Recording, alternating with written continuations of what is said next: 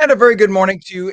Can you believe it is Wednesday morning? We're already midway through, and I'm like scrambling because I forgot the date and I didn't put it down. But we'll pretend we know what oh, wait a second. It's September 24th. Thank you. This is, if I told you how many years in television this has happened where I forgot to put the date in, you would laugh. But nonetheless, it just says we're human. It's 7 a.m., Wednesday, September 24th, 2025. Welcome to New Jersey Mornings. I'm Ken Rosato. We'll take your calls at 888 658 0234. We have some clouds this morning. Showers on and off in the afternoon. Highs upper 70s. Straight to meteorologist Mike Favetta with a first check of the Garden State forecast. Mike, literally, I've been doing this since the age of 12. I'm 58.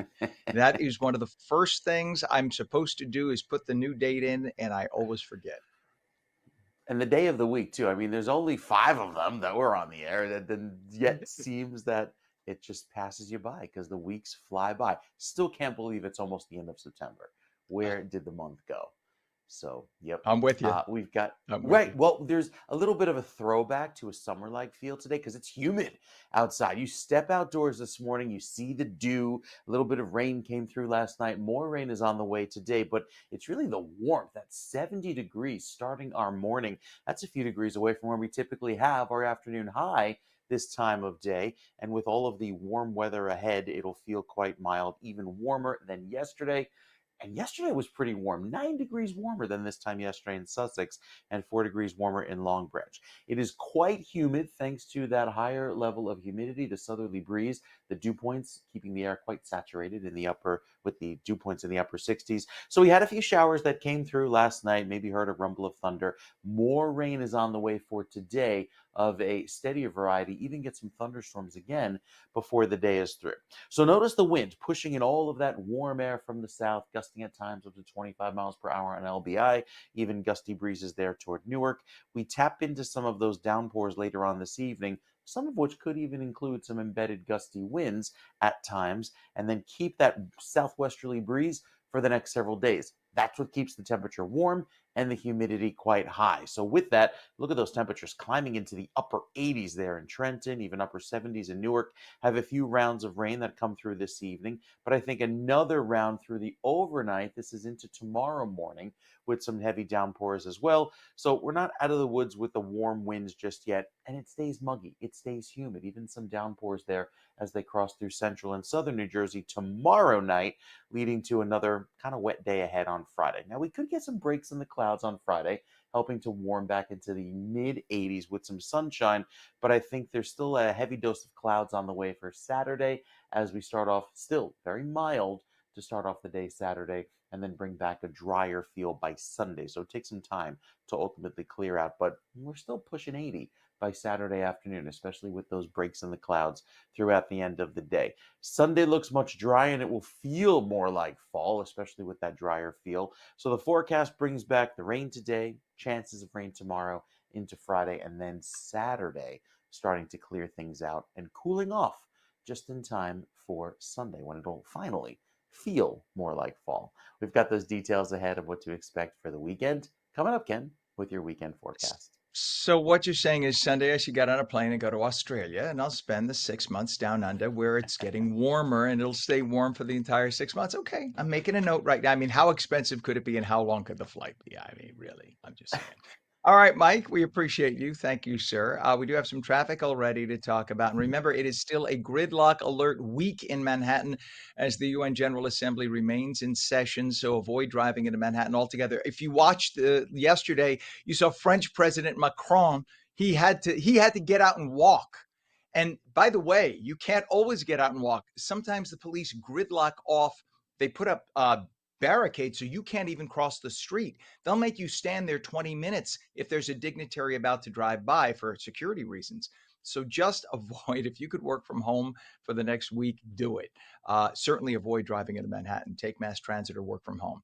At least avoid the Upper East Side. Okay, so we have a crash now in the New Jersey Turnpike, I-80 northbound, south of I-80 Express and local lanes in Ridgefield Park. We have a view of it here from, this is the 80 side, I believe. We have it. All right. So we will have to show it next segment. But the left shoulder is blocked. There are emergency vehicles on the scene right now. We also have a crash on I-80 eastbound west of exit 60, Route 20 in Patterson. The right shoulder's closed there. Crash on the Turnpike Eastern Spur northbound south of Northern Mixing Bowl in Ridgefield with the right shoulder blocked. Then we have a crash on the Turnpike northbound south of Interchange 6 by the Pennsylvania Turnpike in Mansfield with the right shoulder blocked there.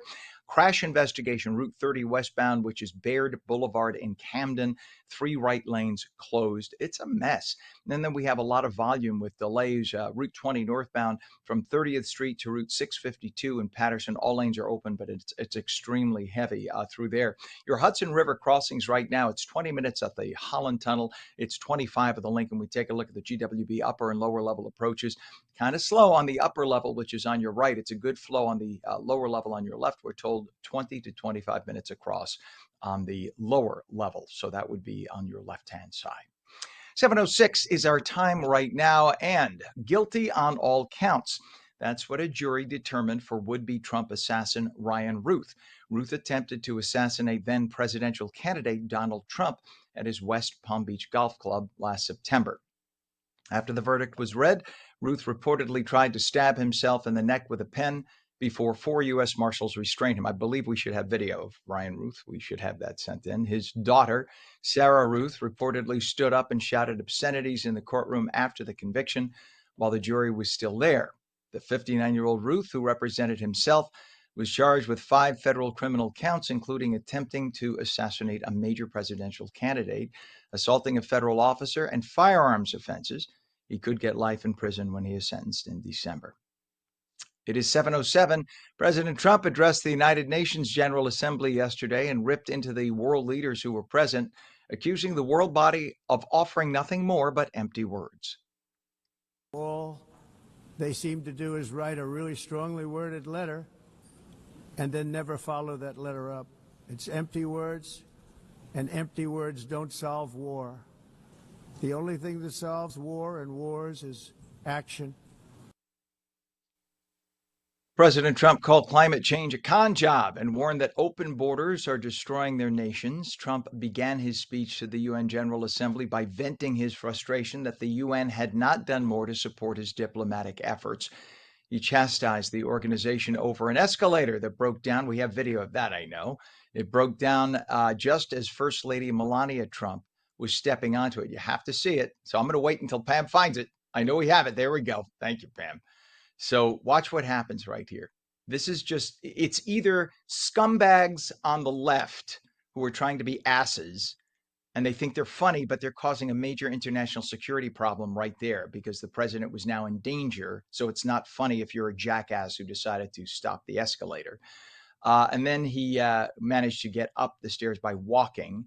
Now, you think Biden could have walked those stairs? No, they would have promptly moved him away to some other place to get him upstairs. But either it's an ass who thinks they're funny and they're going to make fun of Trump and somebody needs to be fired, or the U.S. should just withhold $1 billion of finance to the UN, which is a piece of crap organization that has done nothing, as the president pointed out. It's done nothing but take money from wealthier nations and give it to poorer nations where corrupt third world dictators take the money and put it in their pockets and do nothing to feed their people. That's what the UN has been for decades, a scam. And that's basically what the president was telling them to their faces. We know you're a bunch of con artists and scamsters, so stop pulling your BS. Get on board, start acting like leaders, start acting professionally, and make this an organization worthy of being what it's supposed to be. So you can see First Lady Melania Trump steps onto the escalator, and that's when it stops. Then when he gets into the UN, the teleprompter malfunctions. Doesn't malfunction for anyone else, but it malfunctions for him. It's an 80-year-old UN building. He's been calling for it to be renovated for decades. It looks like grandma's living room circa 1943. It's smelly. It's old. I've been there 100 times. Take the billions that you're getting from all these governments and make the place look nice, or move the damn thing out of New York and turn it into high-rise housing on the East River. It's really an embarrassment. 7:10 right now, and President Trump called on NATO countries yesterday to shoot down any Russian jets that violate their airspace. You could bet that got Vladimir Putin's attention. He was asked about it yesterday during a bilateral meeting with Ukrainian President Volodymyr Zelensky. Listen up.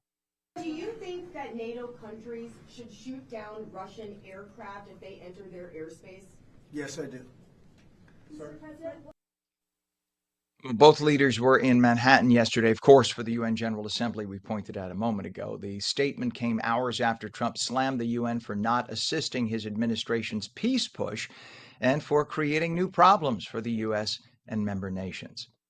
The Secret Service has disrupted a sprawling telecommunications network in the New York tri-state that investigators say posed a serious potential disruption to the region's telecom systems and a possible threat to the UN General Assembly meetings this week.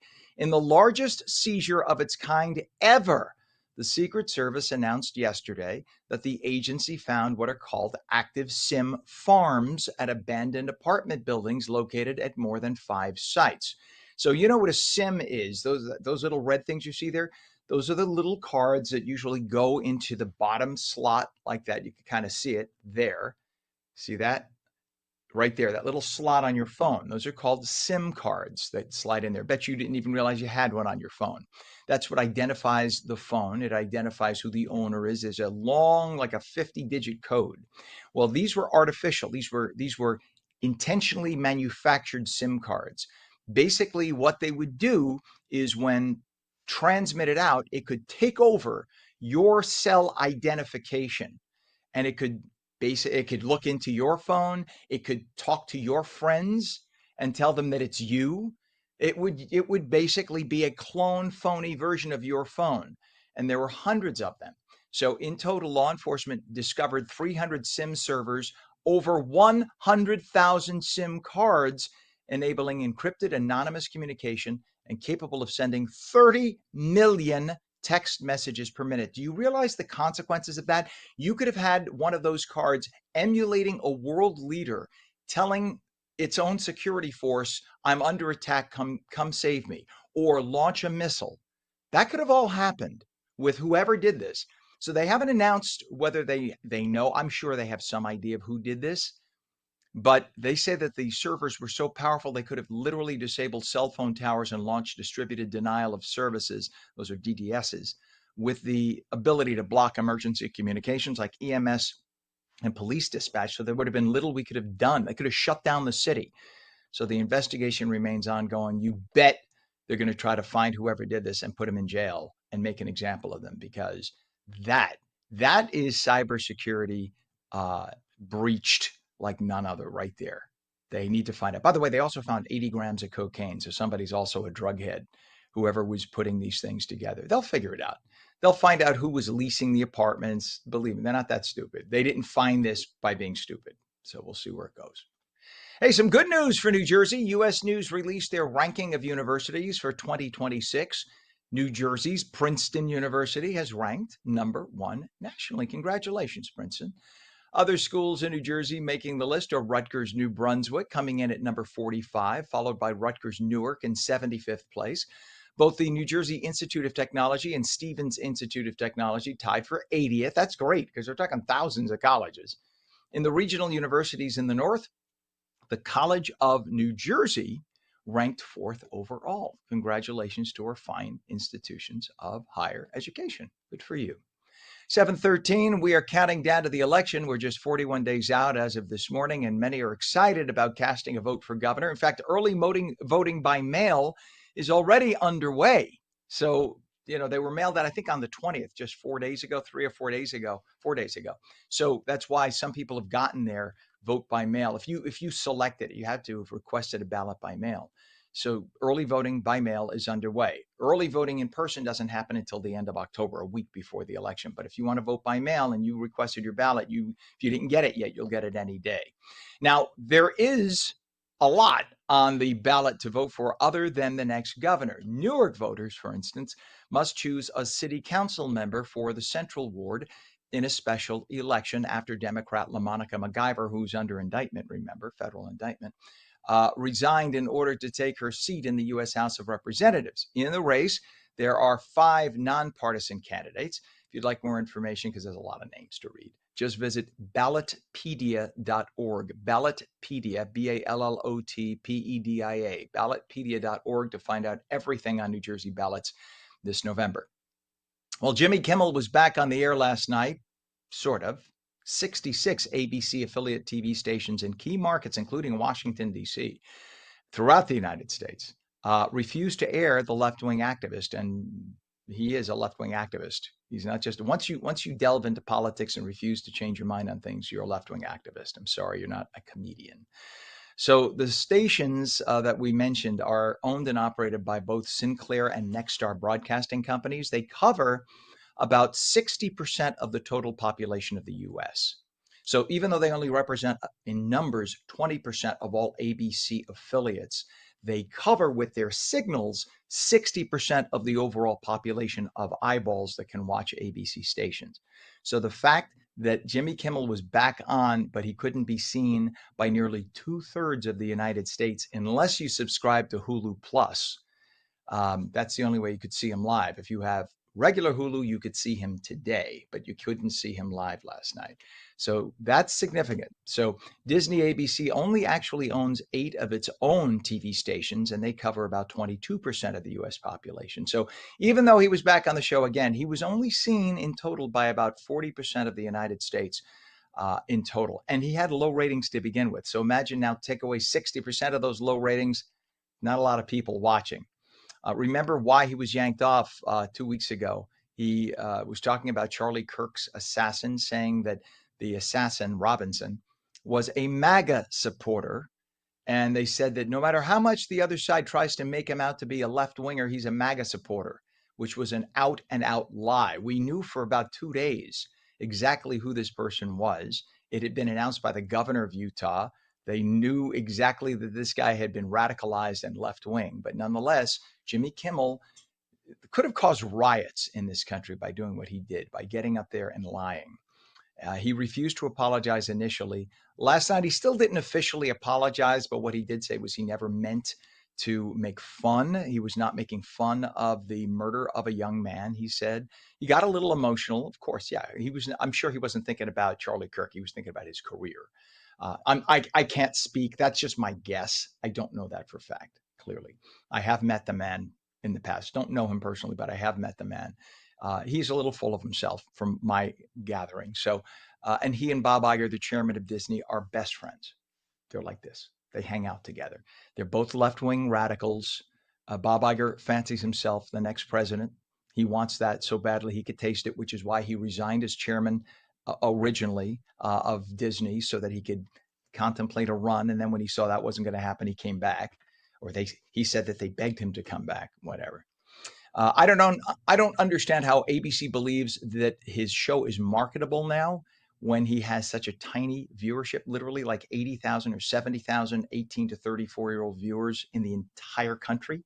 And I say that number because that's inclusive of the 60% Sinclair and Nexstar not transmitting his show. So we'll see what happens.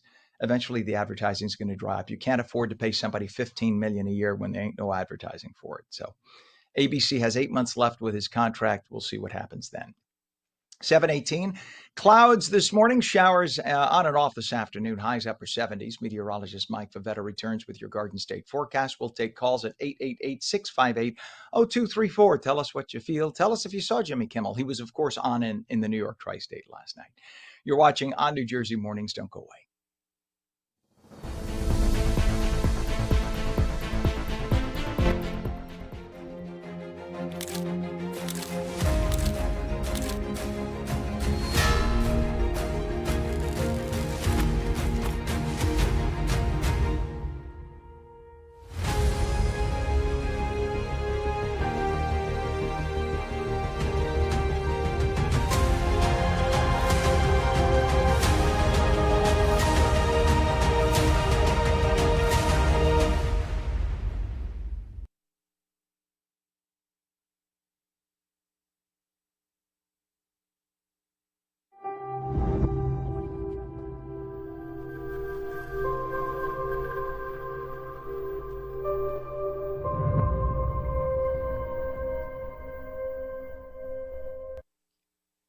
Welcome back to On New Jersey Mornings for your Wednesday. I'm Ken Rosato, 719, taking calls at 888-658-0234, straight to meteorologist Mike Favetta with a sticky Garden State forecast. Good morning, Mike. Good morning to you, Ken. Yeah, there's some humidity out there, so there's some showers. It feels muggy. Not exactly like a fall morning because you have the warm air in addition to that high humidity. Like you said, making it feel sticky with some clouds right now over New Jersey, even some showers moving in throughout the rest of the morning. So, with the temperatures slightly cooler than yesterday, it won't be as warm, but it's just about as humid, if not more humid, this afternoon in Toms River. 80 as your high, 81 back by Freehold and Mattawan. We'll tap into some more of those showers later today, and then another round of rain gets going this afternoon. You really have to head back over toward the very western section of the state there, toward Flemington and back over by Warren County, Hunterdon County, and Sussex, where the fog is thick. There's even some dense fog advisories posted west of the Delaware, but across most of the state, at least the eastern half, we're running clear at the moment. But I think that fog gets a little bit worse before it gets better. In terms of rainfall, you see that little blob of green develop here across the northern and central part. That could take us up to about an inch of rainfall by this time tomorrow. So we get a good soaking, and we could use the rain, especially with these downpours that come through later on tonight. Had a few sprinkles roll through just around midnight that came through the central part of the state, but more wet weather is on the way. It's lined up all back across the Midwest, and this is our next batch of rain, which comes in later on tonight into tomorrow and even for the early part of the day on Friday. With that, it's coupled with some very high humidity. When that dew point hits 70, that feels really humid, and it will be going into tomorrow and especially for Thursday afternoon with those dew points holding in the 70s. That's summertime humidity by the end of the evening. So the air conditioners will be back on pretty much all night long, and then you see those dry temperatures where it falls back into the 50s by Friday and Saturday. I think Sunday is where we really enjoy the dry weather. There's some system that tries to work up the coast and throw back some moisture our way.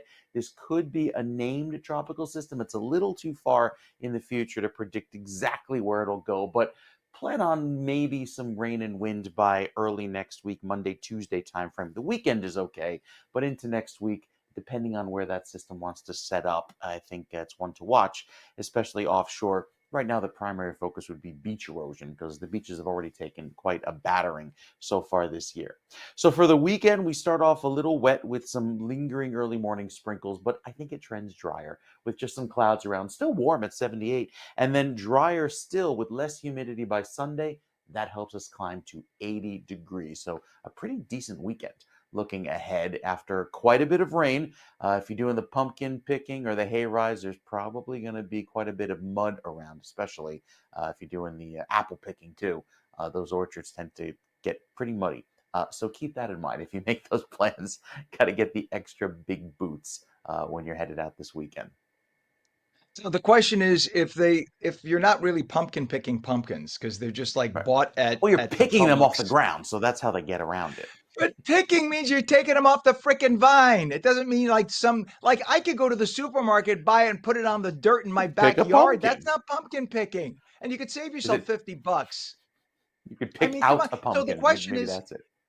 is apple picking the same thing? Do they go and get like a bag of Granny Smiths at the Acme and they tape them on? Is that what they do? This is just phony bull crap. No, this is all phony. I'm tired of being scammed. My gosh. There is a farm around the block from me. It is so pretty. Yes. I guess they've Hmm. given up on it. They just mow the lawn. It is this huge chunk of land. Plant something for Christ's sake. Plant some seeds. I want to like go there and take some tomato seeds. But they then scatter but boy, am I a ranter today. They then scatter the pumpkins all over the place like they're real. Good Lord. All right. By the way, Mike and I are going to have a punctuation contest. Today is National Punctuation Day. So an hour from now, you have to tune in and watch us try to guess different punctuation. Can't wait. All right, Mike, It'll we'll be check exciting. back. Thank you. Thank you, sir. Yes, something different for the show. 724 right now. 67 degrees. We have a crash right now to report. It's on the Jersey Turnpike, I-80, northbound south of I-80 Express and local lanes in Ridgefield Park with the left shoulder blocked. We want to show you some fog. Take a look at this. That is by the Molly Pitcher service area off the Turnpike. But look at the dense fog that we have there. And, Mike's been talking about the clash of air masses. I know that fog from my years of watching my morning meteorologist princes They always say fog is an indication of stability in the atmosphere. I've heard that a million times. So there is some stability in the atmosphere for you. That's the Molly Pitcher Service area loaded in fog. So just be aware of that as you're traveling around today. We have a crash on the Turnpike northbound south of Interchange 6 down by the Pennsylvania Turnpike. And the right shoulder's blocked there in a crash investigation. Route 30 westbound by Baird Boulevard in Camden. 3 of the 4 lanes are closed. Your upper and lower level approaches to the GWB right now. The lower level is actually moving better than it was right now. That's on the left side. There had been a disabled vehicle. It looks like that might have been taken care of. The upper level's empty. My gosh. Take advantage of it. Go over now. I think a lot of people are avoiding Manhattan this week, and wisely so, because we have a gridlock alert week as the UN General Assembly's in session. Try to avoid driving into Manhattan altogether.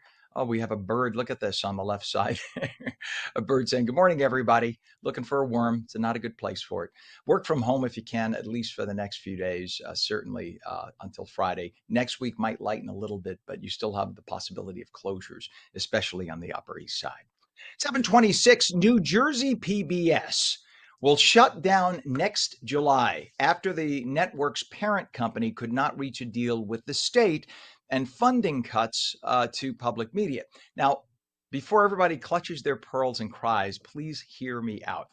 New Jersey PBS will cease operations as of next July after WNET, the parent company that manages all of the stations, was unable to reach an agreement with the New Jersey Public Broadcasting Authority, which is a quasi-governmental agency, to continue operating the network, because they're not getting as much funding now from the federal government, Corporation for Public Broadcasting, because there are a bunch of left-wing hacks that have been financing PBS spewing liberal crap for about 50 years on your dime and mine. When all the commercial TV stations have to go out and get advertising, these people were taking government money. They had to bypass the money through the Corporation for Public Broadcasting, because you're not allowed to have the government directly own broadcast entities. So the Corporation for Public Broadcasting probably taken some cuts in between there. I don't know that. I'm just spewing out some nasty rumors. And then that money got distributed to PBS stations where they had a lot of bloated budgets there and a lot of bloated salaries. In fact, do you know that, to give you an idea, WNET, Channel 13, you know that they make $140 million a year? That's more money than most of the commercial TV stations make, and they're a PBS station. They're the biggest PBS station, but they're a frickin' PBS station, 140 million. I know TV station general managers who are salivating. They would die for this station. You gave us 1/100th of that, and we could make magic happen. And they have 140 million. So give me a break. Stop clutching pearls. So what does this mean for the average New Jersey resident? Absolutely freaking nothing. Nothing. Let me tell you what this means to have PBS shutting down. It's not that. Channel 13 in New York, Channel 12 in Philadelphia, they cover the northern half and southern half of New Jersey perfectly. They always have. And guess what? They will continue to do so. The stations impacted by this cut are the 7 really shitty stations that nobody has ever seen. I promise you. In fact, I will give $1,000 if you could call me up and you could, without Googling it.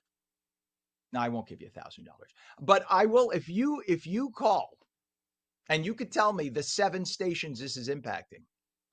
Ding, ding. Time's up. Too late. Can't call now. They're UHF stations in like Trenton and whatnot. UHF channels that you have never watched. If you go up and down your cable channels, you'll find them on like channel 262. And they broadcast the exact same programming that channel 13 and channel 12 broadcast. So why do you need them? You needed them 50 years ago when we didn't have cable, we didn't have satellite, we didn't have internet, and you needed to cover the outreaches, the outlying areas of New Jersey. So you had all these low power and regional UHF stations to fill in the gaps. Okay? Guess what? That's a long time ago. It's a long time ago. So the only thing is you got 4 full power and 3 low power UHF TV stations that are a waste. It's a duplicitous waste. Let me ask you this. How many CBS affiliates do we have in the state of New Jersey? None. None.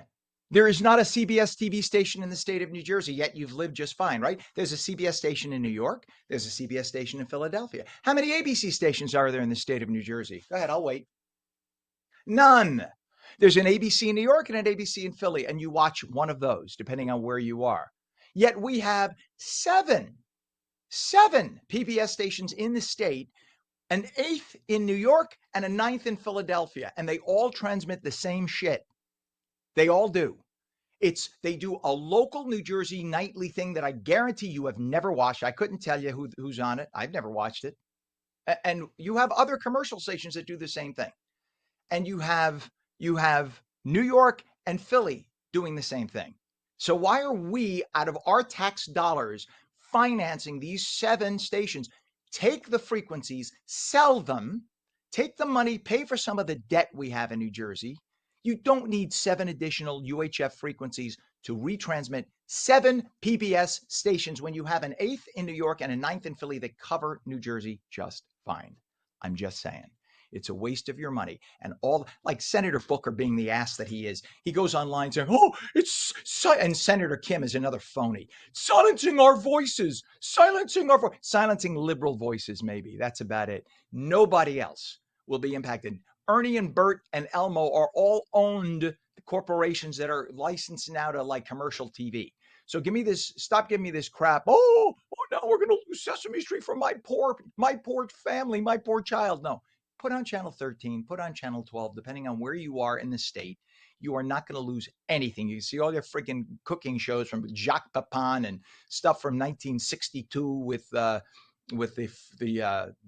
French chef and all of that. All that stuff is still going to be on. Only you're going to be watching it from 13 and 12, and not these UHFs that you have never watched anyway. 7:31, a new emergency warning system is being installed in flood-prone Plainfield after a number of storms turned deadly and caused a number of issues with property damage. The idea of to alert residents of weather-related threats, giving them more time to go to safety. This is good. Plainfield will spend $500,000 to install 7 weather alarms in various locations. So when there is severe weather approaching, you'll probably get alarms on your phone too, which you should heed. Don't shut off those alarms. A lot of people shut them off, disable them. Don't do that.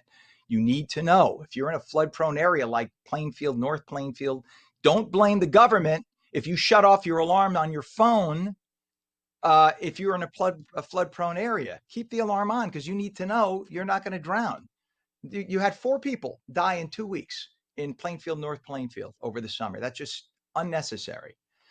And President Trump sent a message to transnational drug dealers while addressing the UN yesterday. You get in a boat and head toward the U.S. with drugs, you're going to be blown out of the water. He told world leaders that the U.S. officially designated these drug dealers as terrorist organizations. Since Trump started sinking these so-called fast boats at sea, the numbers leaving countries like Venezuela for the U.S. have drastically reduced. Pam, we will forego the sod, by the way. At least 300,000 Americans died from fentanyl overdoses in the U.S. last year alone. Very significant. 7:32 right now. When we come back, working remotely, not anymore. Why Gen Z employees say they want to be back in the office. You're watching on New Jersey Mornings. We're back in 30.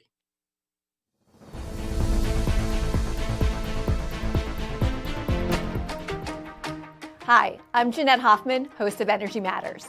Join me every night at 6 p.m. where we're discussing energy affordability, challenges, and solutions with stakeholders and elected officials. Join me weekdays at 6 p.m. on Energy Matters on ONNJ.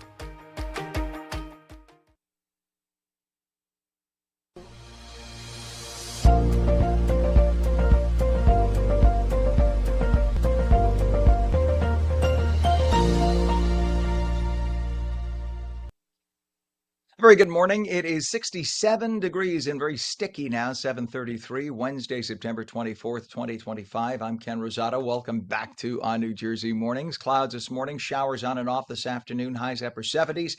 Meteorologist Mike Favetta with a detailed Garden State forecast. Mike, and now that we may not have New Jersey PBS, if you want, I'll call up Nino and I'll sing, I love you, you love me. Will that make him feel better? I'm sorry. Well, now that's available free on those free TV streaming apps. So you see my face. You see that. Listen, we don't get $1 million of government funding. You know, you have Channel 13 in New York, Channel 12 in Philadelphia, and then even on Long Island, you have Channel 21. You have those signals covering the tri-state just fine, giving us all the PBS programming we want. You have 50 channels if you do subscribe to cable of Nickelodeon and Schmickelodeon and every other kids channel. So, and then you stream. You have something called the internet on your phone. You have YouTube. Stop with this. Oh, my child will be deprived. I'm sorry. Now I'm back on the rant. I'll go take a Xanax. Go ahead, Mike. I'm sorry, sir. It's okay. Even still, you put the TV on, he looks at it for 5 seconds and goes back to playing. So, or it's right. It's about try to promote the healthy screen thing, but Exactly. that's a different story. Hey, we've got a big screen behind us full of not much weather right now, but later today, this radar screen will be lit up with some thunderstorms that'll be arriving through New Jersey.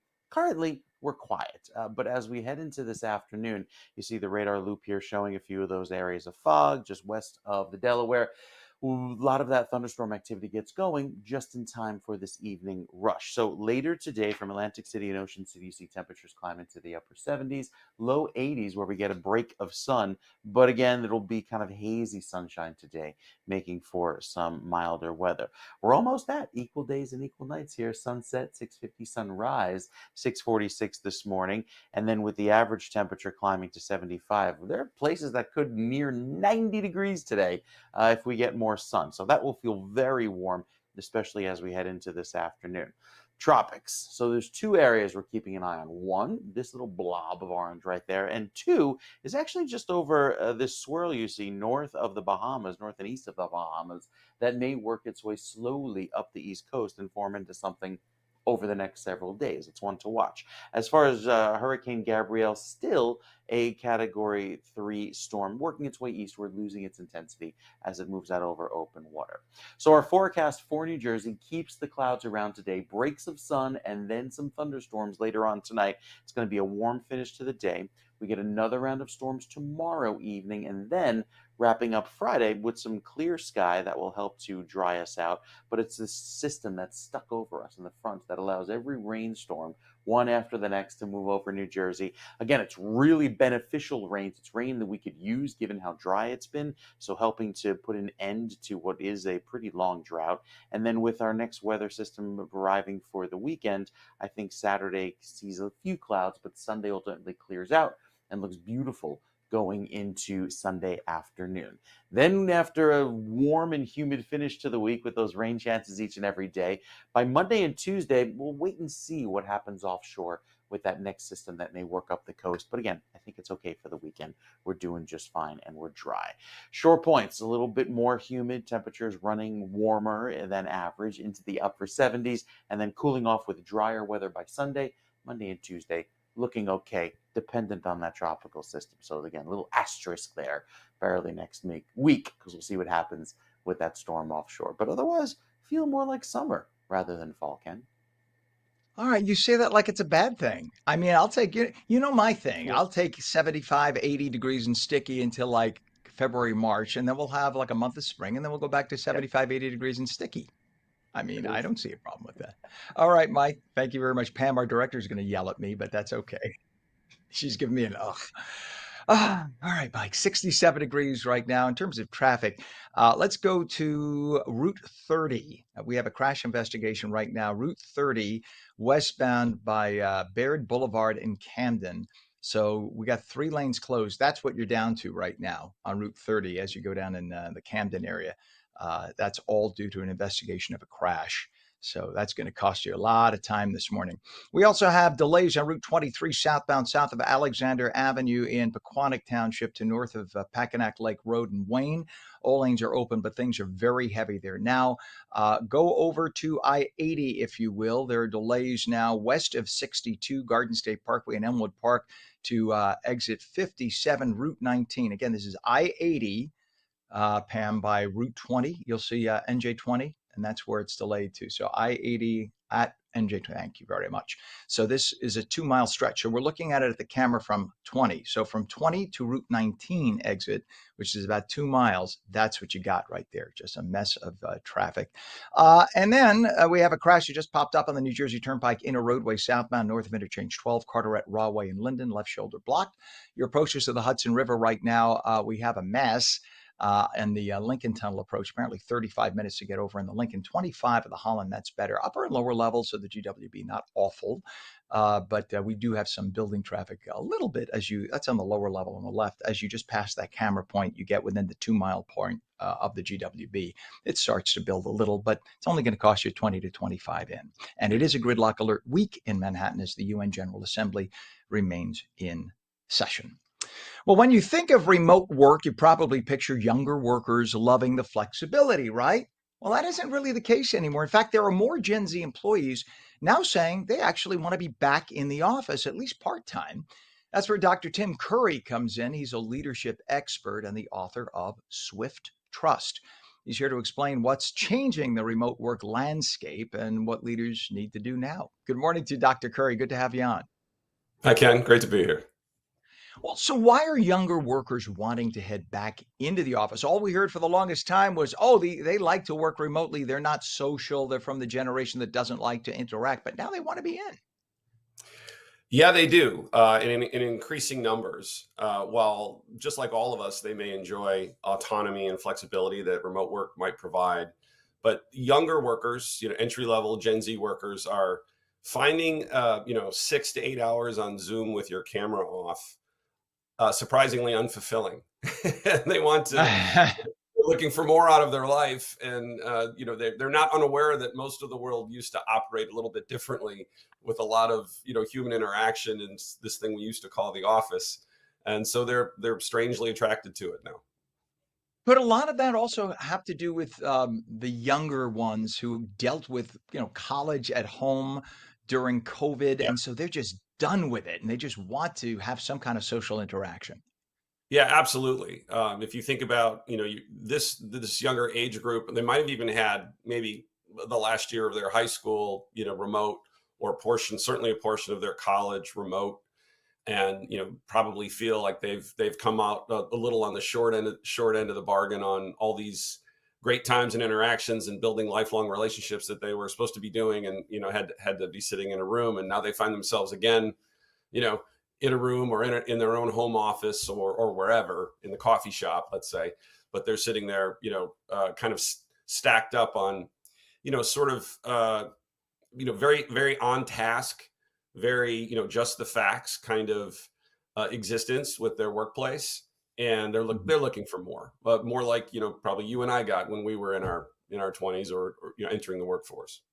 Sure. And those were some great times. I met great friends during that time and you learn so much. There's something about face-to-face interaction and even people whispering in your ear saying things like, you know what, the boss doesn't like when you do that. I mean, I know that sounds like a little thing, but you learn from that. There is something to be said about face-to-face interaction with other people. And then you also learn to be a little bit more tolerant because we're all different. We all have our different little quirks. And when you only deal with yourself in a closed environment like home, then all of a sudden you are exposed to other people. You don't necessarily have that socialization skill. So it's so important to be with other people. So talk about the Swift Trust phenomenon. Yeah, so Swift Trust describes a very transactional, very shallow, level of trust. If we think about it from the workplace perspective, you trust me to do what you tell me, and I trust you to pay me if I do it, right? And what younger workers are kind of falling into this trap of a very transactional kind of existence in their workplace. For one thing, that's easily replaced on both ends, right? If that's the kind of work and work experience that you have. And what I talk about in my book and what my research was founded on is how to move past that, right? In it, either in a complete remote work environment or in, some of the return to office kind of hybrid environments that are emerging right now. But Ken, you talk about a couple really important things. One is observational learning. We learn a lot by observing how our peers and our leadership interact. We learn about social norms. We learn about the culture and the accepted norms of a given organization. And that's what builds organizational trust. And organizational trust is the fiber of an organization that lets them move past difficult times and allows them to innovate, allows them to pivot, allows them to evolve. And without all of that, that kind of weakens the fiber of the organization. There's Microsoft also did a really good study on people's direct versus indirect relationships when they went remote. And they found that, people used to have very broad, the number of people you would interact with was very broad. It got shrunk down to just your chain of command and just on task sort of work.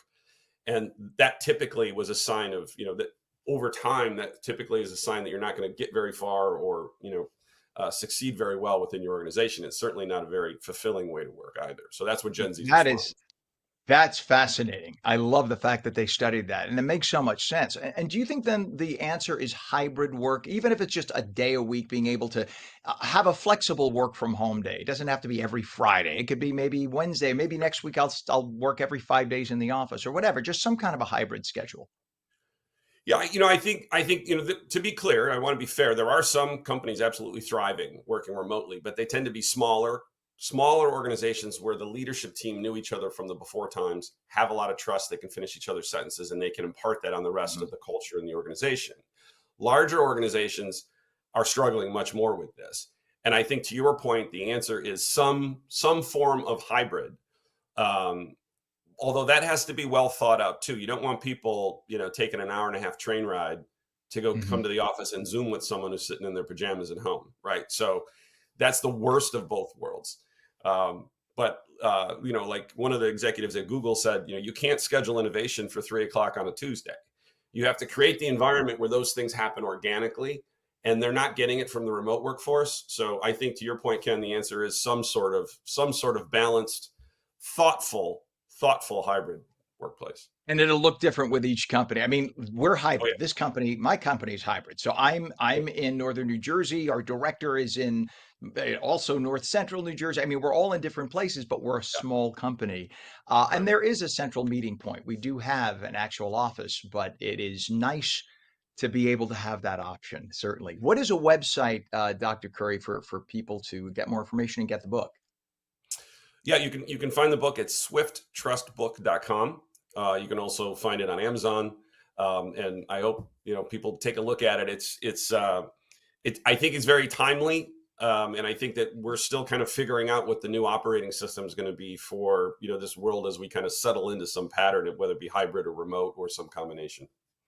Or yeah, right. A little different for everybody. We'll see what works for one company may not work for another. But that's fascinating. Leadership expert, the author of Swift Trust, Dr. Tim Curry. Thanks so much for coming on today. This is fascinating information. Absolutely. Thanks for having me, Ken. You bet. Thank you. 747. Pam, let's forego if we could. Let's forego. 747 now. It is 67 degrees. And we're going to talk, in fact, in a little bit about it's actually a really, really heart wrenching and at the same time touching topic: ending pediatric cancer. I know so many people in the broadcast industry, and this is one of the charities that when we're asked to take part in, there's never a person who says no, because when it comes to children and cancer, I don't know how anyone can't volunteer to help find a solution. We're going to tell you how Hackensack Meridian Health is helping to lead the fight against pediatric cancer. So at 7:48, we go over to meteorologist Mike Favetta. He's going to tell us about the Garden State forecast, and it's a sticky one today. Thank you, Ken. Yeah, it does feel very warm. It stays kind of muggy this afternoon. Not feeling like fall should, but that fall weather that you know and love is on the way. It comes by the time we get to the end of the weekend. So a few more days of this kind of sticky feel with temperatures in the upper 70s and low 80s today. If we tap into some sun, warms up even more into the mid 80s. The drought that's ongoing across most of the northern part of the state does get better because there's quite a bit of rain, not just today, but also tomorrow. And with that, I think we'll see a big improvement to the rainfall deficit, which still is running about 1 to 2 inches for most of the northern half of the state, anywhere from a ½ inch to an inch down the shore. Lots of wet weather on the way in the next few days, so that's good. Then we turn our attention down to the tropics. So you see this swirl here working its way westward, as well as another kind of undefined area of circulation, but these two systems will be one to watch over the next few days, both shaded in red, so they have a high chance of becoming our next named system, at least by the end of this week. With all the warmth forecast for the middle of October, New Jersey taps into that as well, so it'll be a little bit milder than usual through the end of the month into early October, but at least equal chances of rainfall through the end of September. Next few days sees quite a bit of rain with on and off showers throughout today and tomorrow. Best chance of seeing those downpours is tomorrow. And then Friday looks relatively dry with improvements in the clear sky for Saturday and Sunday. It's still very warm and muggy on Friday. Saturday, better, but I think the real dry weather takes over on Sunday with plenty of clear air and nice weather to boot. Monday and Tuesday sees a little bit more of the dry trend going into the end of next week. But I think with the shore points also looking a little bit more muggier than usual, tap into some of that rain each and every day. Saturday clears out, Sunday looks drier. Monday and Tuesday next week, watching that system offshore, see if it turns into anything notable, as it could be another tropical named system just off our shoreline. So that's one to watch. But otherwise, feeling a little more like summer rather than fall over the next few days, and then we get to the dry weather by Sunday, Ken. And Mike, I saw one model showing one of those hurricanes going to Portugal. Does that happen? I didn't realize that Europe gets hurricanes.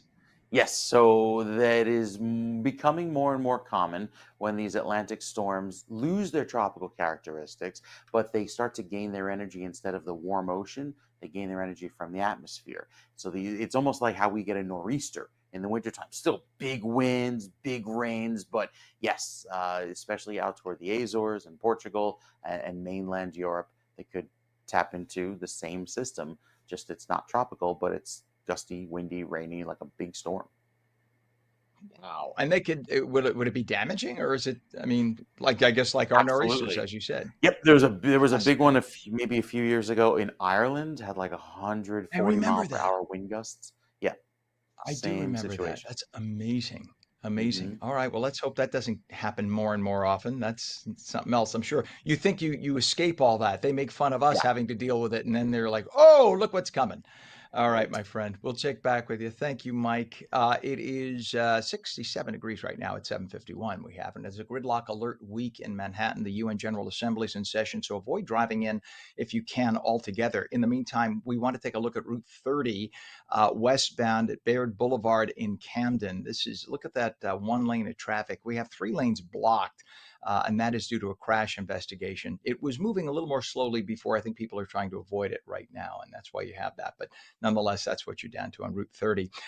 We are told that there is a crash on the New Jersey Turnpike inner roadway southbound. And that is just north of Interchange 12, which is Carteret, Rahway, and Linden. Again, the New Jersey Turnpike inner roadway southbound north of Interchange 12.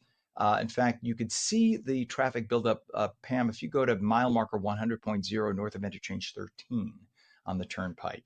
100.0 north of Interchange 13, you'll be able to see that. And that is there you go. So that's about a mile before the crash site. And you can see it's a little bit heavy as it drives in. So as they round that bend, that's where they're going to hit the crash site. And you can expect some delays there. Delays on the Garden State, also northbound south of exit 89A, Route 70 in Lakewood to exit 90. So that's about a 2-mile delay right now, all due to volume. Your Hudson River crossings, the Lincoln Tunnel is about 25 minutes, Holland 20. GWB upper and lower levels right now are actually moving pretty well. I think people are heeding the advice because of the gridlock alert week in Manhattan to just take mass transit or work from home this week if you can. 7:53, and this month marks the 10th anniversary of Tackle Kids Cancer. It's a major effort by Hackensack Meridian Health to fight pediatric cancer. Over the past decade, it has raised more than $26 million to fund life-saving research and to support families right here in New Jersey and beyond. One of the experts leading that fight is Dr. Derek Hansen. He's the director of pediatric neuro-oncology at Hackensack Meridian's Children's Cancer Institute. His work focuses on a rare and aggressive type of brain tumor found mostly in kids under the age of 4. And his early research is already showing signs of hope. Good morning, Dr. Hansen. Morning. Thanks for having me. Thank you for being here. Tell us about Tackle Kids Cancer. Tackle Kids Cancer is an effort by Hackensack Meridian Health that's celebrating its 10th anniversary. It's focused on raising funds to support our pediatric cancer program here at the hospital, both up here at Hackensack as well as at Jersey Shore University Medical Center. The real focus is to raise funds to advance pediatric cancer research. Really, the only way that we're able to make advances in these rare and deadly diseases is by raising funds through philanthropy. There's money available through the government, through the National Cancer Institute, but unfortunately only just a little sliver of that budget is allocated for pediatric cancer. So it really falls on us as a community to raise those funds for our kids to make sure that they're able to receive the life-saving treatment for their diseases. And as I've been told by many people who do scientific research and try to raise funds, it's the organizations that raise funds for the diseases that impact more people that get more funds. Am I wrong or right on that? That's correct. And pediatric cancer really is, even though it's a rare group of diseases, it has such an impact.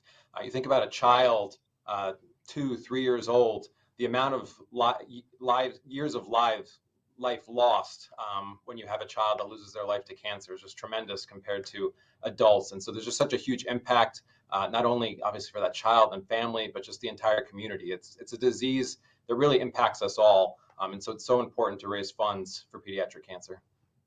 And you're talking about kids who didn't do anything. I mean, not that anyone ever does something to intentionally get cancer, but these are innocent children who didn't smoke, they didn't drink, they didn't do something damaging to themselves. They are innocent. And that's why it's so, I think, so much more sickening. And we have that natural desire as humans to take care of the younger generation to make sure that they're okay. Now, your research focuses on that rare brain tumor we mentioned briefly. It's called ETMR. What is ETMR and why is this so serious? So ETMR is a very rare and very deadly form of brain tumor. It typically affects very young children, and it really wasn't very well understood until a few years ago. And so we had a young child here diagnosed at Hackensack with ETMR, and that really sparked a huge research effort to learn more about this tumor and find a cure and develop a better way to treat this tumor. And that's really sparked a huge movement across the pediatric oncology landscape. We now have a research lab here at Hackensack devoted to researching ETMR, finding better cures for this rare tumor. And it's spurred a national and international effort where we're now partnering with hospitals across the globe to bring a clinical trial for ETMR. We're really seeing some positive results. We're seeing kids' lives being saved. And it's really all due to being able to do this research and the funding that was made available to us through Tackle Kids Cancer. And that's why it's so important to support efforts like this, because the only way that we achieve these cures is if we can perform the research. And the only way that we can perform the research is if we have that funding and support to get behind it and help us achieve those cures. So do we see that cancers in younger children, et cetera, because they have a faster metabolism, does it tend to spread more quickly in young children? So most pediatric cancers do tend to be a little bit more on the aggressive side. And so obviously we're dealing with very serious life-threatening conditions. On the flip side, because these tumors are so aggressive and growing so quickly, if we get them the right treatment, they can also die very quickly. And so that's why we do have, thankfully, such good cure rates in pediatric cancers, where in some forms of cancer like leukemia, the cure rates are in the high 90% range. So that's fantastic. We made a lot of progress, but the way we made that progress is by having the research available to learn about these diseases, develop new treatments, and bring those treatments to patients. And so we've been able to achieve a tremendous amount due to research, but there's still a long way to go. There's many other types of pediatric cancers where the cure rate is unfortunately not so high, ETMR and other brain tumors being one of them. But we're really dedicated here at the hospital and with Tackle Kids Cancer to keep pushing research forward so we can find those cures. So over the 10-year period, I mean, you've seen a lot, obviously, in terms of how that research has advanced the treatment. So talk about the advances that you've seen in that 10-year period. Sure. We've seen a tremendous amount of progress over these past 10 years. It's really been amazing and honestly very fulfilling to be a part of that. We've made tremendous progress in brain tumors, which are one of the deadliest forms of pediatric cancer. We've seen new treatments come to light through the trials we've been able to offer here at Hackensack in a number of different brain tumors. We have a patient here that was treated. He was a high schooler with a glioblastoma, which is one of the deadliest forms of pediatric cancer. It has a cure rate of about 5 to 10%. We were able to get him through treatment. He's now in college, thriving, doing well. That's just one of many success stories. I could sit here all morning and tell you about all the kids who have had tremendous results with the therapy we've been able to deliver.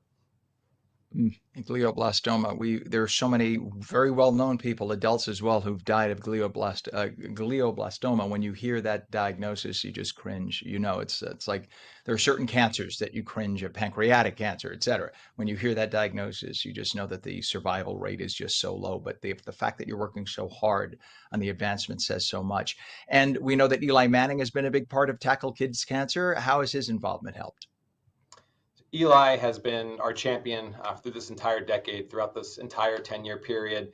He was right with us at the start when we launched Tackle Kids Cancer, and he's really been, again, our champion, our spokesperson that's been out there raising awareness, doing commercials, sponsoring events, and even more touching, he comes regularly to the Children's Hospital to meet with our kids, sit with them, have a chat, and just bring a smile to their face, which is just incredibly important when you think about these kids who are unfortunately stuck in the hospital sometimes for days, even weeks on end. Being able to have Eli come and just sit with them, spend a few moments, give them a visit, give them that personalized attention means so much. So you can really see that this is a cause that's near and dear to Eli's heart, and he just throws his full effort into this. And so we're incredibly grateful to him. He's made a tremendous impact on the program, has helped us raise so much money for this important cause.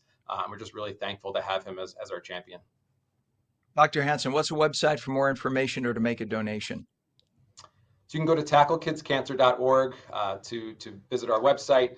You can make a donation on that website to help support the cause. You can even set up your own fundraiser so that you and your community can help raise dollars. So certainly encourage you to get to that website, check it out, learn more about what we're doing, and help us raise funds for this important cause. It is called Tackle Kids Cancer. Dr. Derek Hansen, Director of Pediatric Neuro-Oncology at Hackensack Meridian's Children's Cancer Institute. Thank you so much for coming on this morning. Thanks for having me. You bet. It is 68 degrees now. It's 8:01. When we come back, Caldwell comes together with its annual street fair. We'll take your calls too at 888-658-0234. You're watching ONNJ Mornings, back in 30.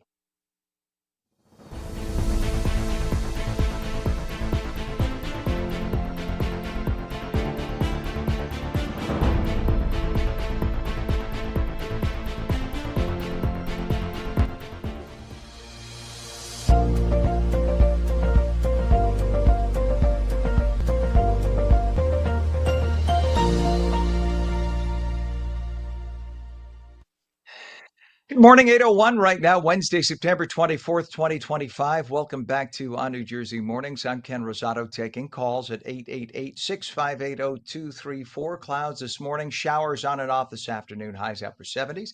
Straight to meteorologist Mike Favetta, the check of the Garden State forecast. Good morning, Mike. Ken, I just took a step outside. It is muggier now than it has been most of the month of August. It's ridiculous. Very soupy, very humid, and it's going to feel like summer today, especially when you hear the thunderstorms roll through parts of New Jersey later today. So there's definitely a summery wind, if you will, in the air, stealing the line from Sinatra. Bringing back the warmth today. It's a Jersey guy, it's a Jersey thing, keeping all the warmth around through this afternoon. We're actually running about 5 to 7 degrees warmer than this time yesterday, and yes, it's still more humid as well, with the dew points in the upper 60s and approaching the low 70s by tomorrow. So it gets hotter and it gets more humid. With that sunshine this morning, mixing with some clouds, that helps to bring back the threat of some thunderstorms later today. Also, the warm wind from the south and west, fueling some of those storms by the end of the day. So the Futurecast shows it nicely, especially with these showers lining up for this afternoon.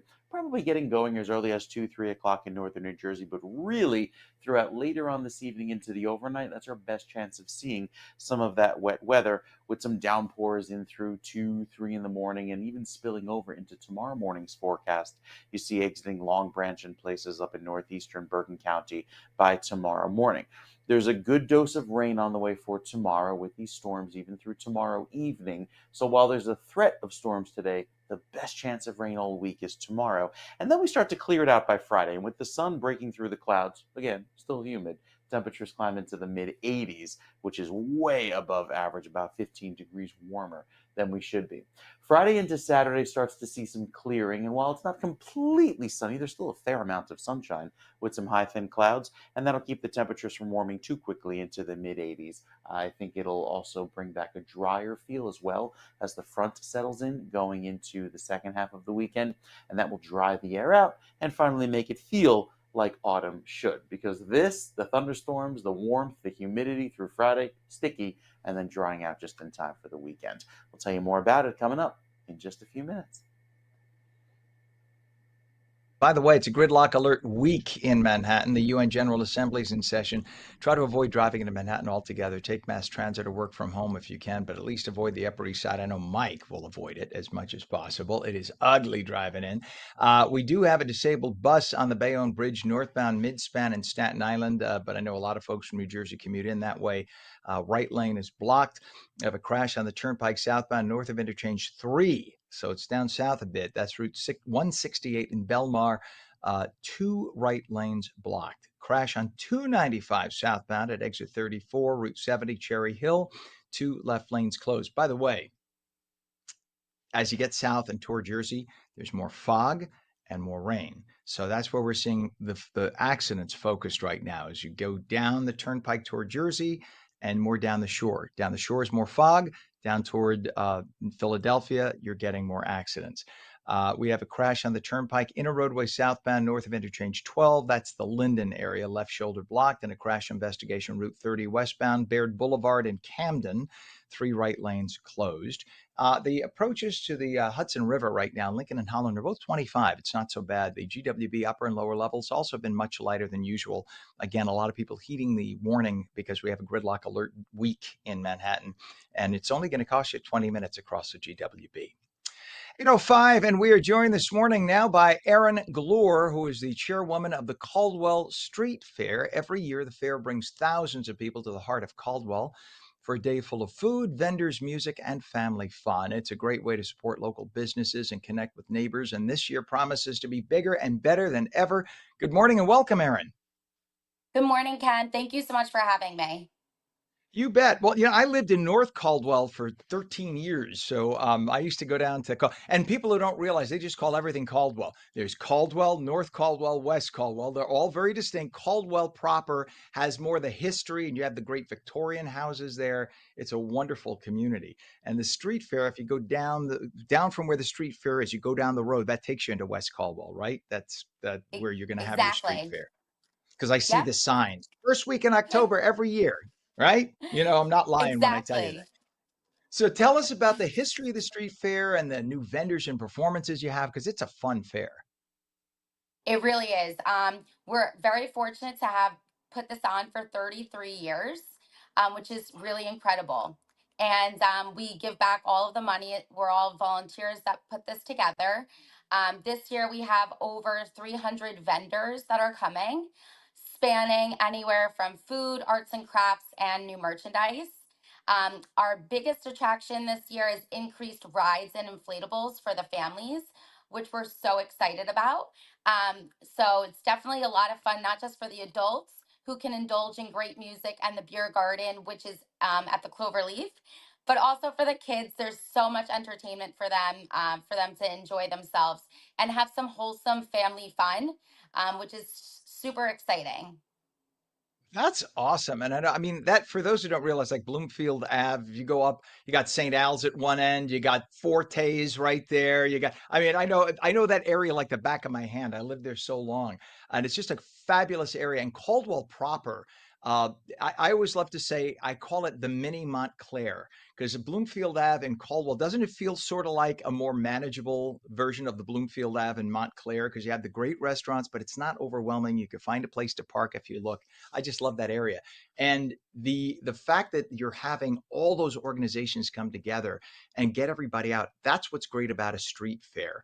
Neighbors who usually go to work and come home and never talk to their neighbors, this gives you an opportunity to come out and meet people and see who lives next door. So do you see more and more people coming out each year and having fun who live in the neighborhood? Yes, so I've been doing this for the past 3 years. This is my 4th year doing it. Each year we've had an increased number of patrons that come, upward last year of about 34,000 people. So it's really exciting to feel the energy amongst everyone. And people come out in droves. So it's great to see the local families come together.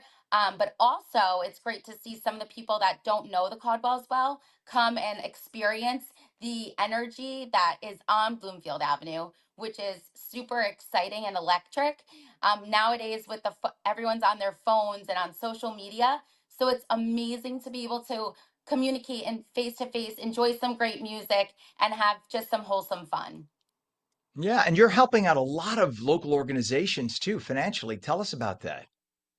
Yep. So I'm involved with the Rotary Club, and we reinvest all of our money not only on a local level, but our philanthropy globally as well. We partner with Kiwanis, and their focus is primarily with the kid organizations. It's fantastic to see the funds that are raised 100% get reinvested into local schools, different projects to be able to help the first aid squad, the fire department, and also the police departments. So it's a beautiful event where you're giving back by having some fun, which is great. Yeah, now, so when you 300 different groups taking part, I mean, I just got a little twinge in my brain thinking about how hard that is. What kind of planning goes into an event of this size? When do you begin? Ken, it's incredible. We wrap up our street fair the first at the end of the night at 7 p.m.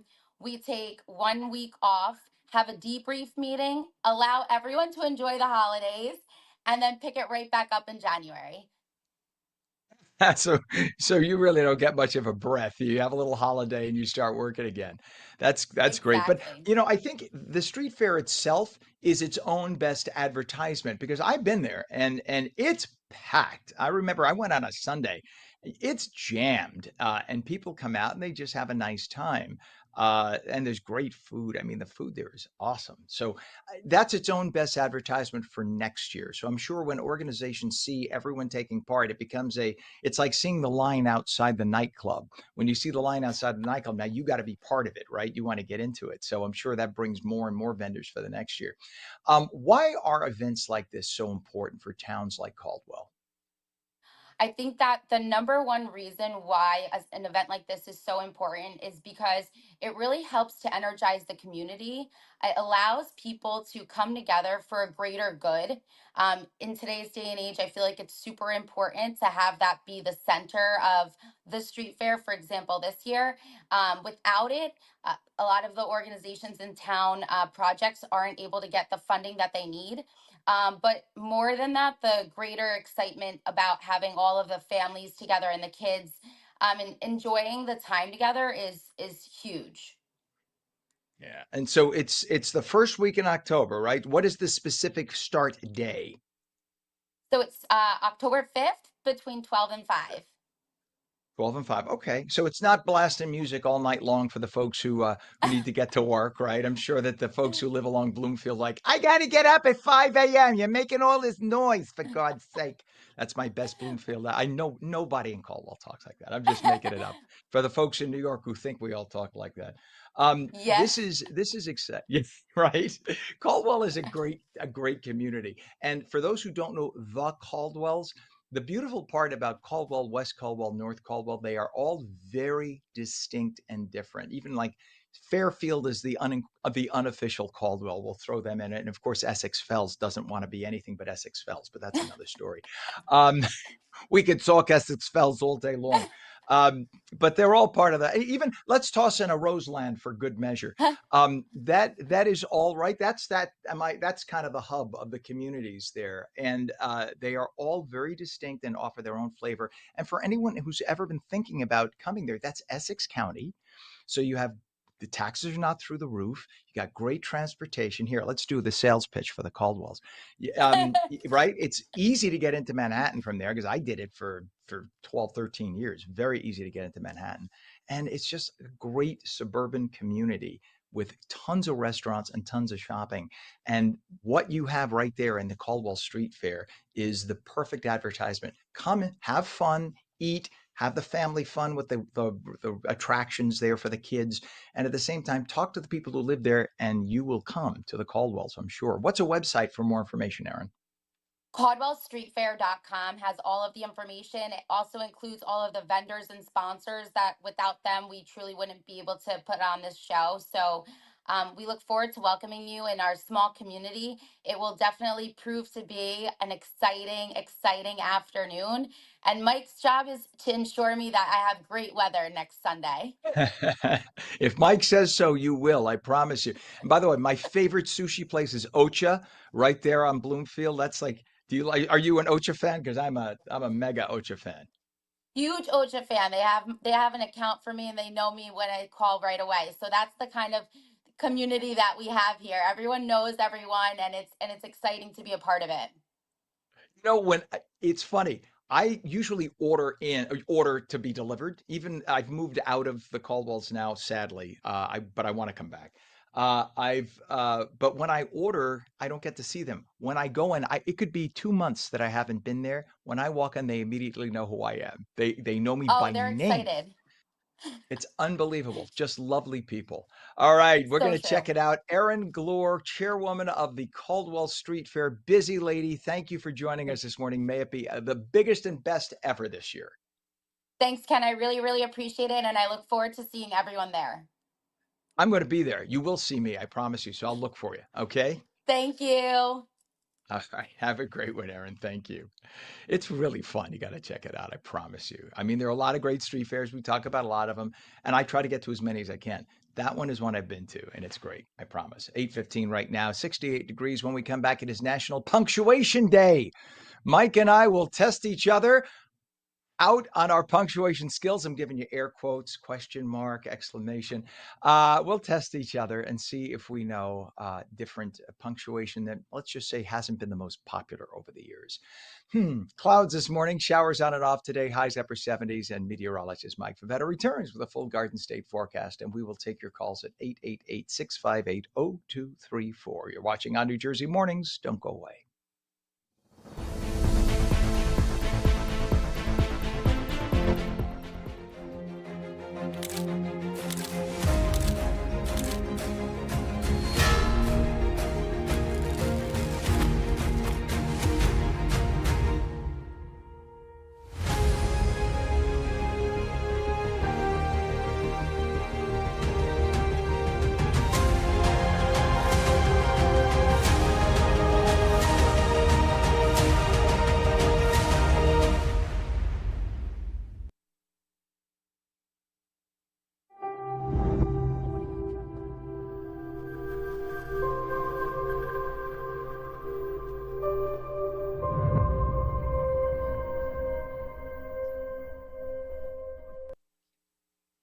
I should do this. I should say, the moon in your eye like a big pizza pie. That's amore. I just feel like doing something Buddhist Zen when I hear that rejoinder. Good morning. Welcome back to ONNJ Jersey Mornings. I'm Ken Rosato at 8:17, taking calls 888-658-0234. Meteorologist Mike Favetta, also in an equally Zen mood as we prepare for our big punctuation contest on National Punctuation Day. Good morning, sir. And how's the Garden State forecast looking? Garden State is looking nice. It's looking very pleasant today. Yeah, with a big exclamation point. The question mark, see what I did there, is that when those storms will arrive tomorrow, because they start to arrive later on tonight into tomorrow morning, giving us some downpours, making it feel more like a summery forecast rather than fall, as some clouds enter the picture right now from the west. So we start off the remainder of this morning in the mid and upper 70s, getting up to the low 80s across central New Jersey, and then tap into some more of those storms later on today. So where you see the red is where the fog is setting up, a little bit of that lower visibility. We call it a cool season fog, even though it's not all that cool right now, but quite a bit of high humidity around that will bring back the threat of some storms later on tonight into tomorrow morning, with tomorrow being a good soaking day. We'll get some wet weather in the morning, could tap into up to an inch of rain overnight into tomorrow morning, and then additional rainfall tomorrow afternoon with another round of storms. Not expected to be severe, but again, feeling more like summertime with this pattern as all these showers and storms are lined up off to our west, making their way to New Jersey through the course of this afternoon as well as tomorrow. Humidity high, unusually warm, in fact, with these dew points in the 70s statewide. It'll feel very muggy, even down toward Mount Holly and Medford. You see those dew points stick around and feel sticky right throughout the morning on Friday. Then by Friday afternoon, the cool front slides through, drops the humidity, makes it feel much more pleasant into the weekend, and still noticeably muggy for Saturday, but not that oppressive level of humidity, especially by September standards.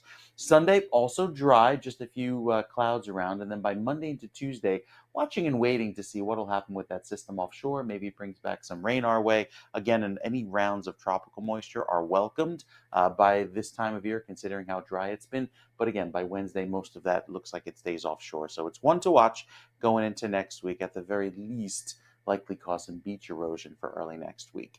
So for this weekend, we start off a little muggy. Temperatures climb into the mid-70s and then drying out by Sunday, getting up to 79 degrees, a warmer finish, but still looking great going into the weekend with that fall feel.